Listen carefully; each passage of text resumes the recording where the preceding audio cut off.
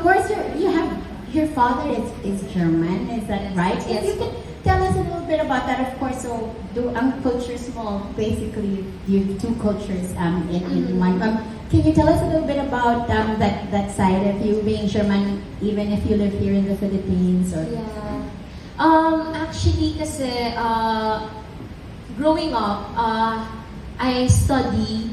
So parang 9 months studying. Tapos those 3 months, I used to visit Germany, visit my family, visit my dad.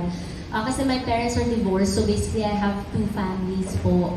Tapos, wala naman po, nothing different naman po.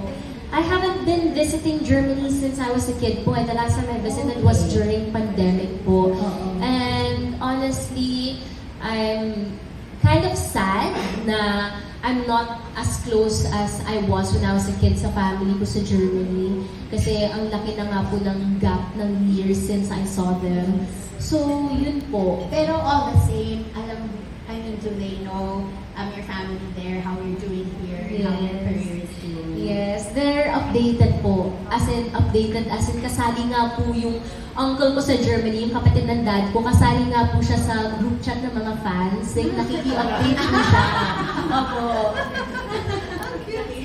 So you get the support also from that side of the family. Yes, It's very opo. nice. So now that you're in show business and nabigyan ka na talaga ng mga challenging na roles and now you're going to move from one project to another. Is this everything that you expected being an artista is like? What do you love about it, and what do you find so challenging about being an artist, an artista? Well, yung challenging nga po sa akin is experiencing different role and it's not easy to study a character. It really takes time. Actually, when you start talaga doing eksenas, mga first month, actually hindi mo pa siya yun nga po, it's hard. It's not easy. Kahit na kunwari tweetums lang, it's not easy. So that's for me challenging sa akin dito sa work ko. And I like it. I like it. And yung sa pagpatuloy na projects, if I'm being honest, I did not expect that.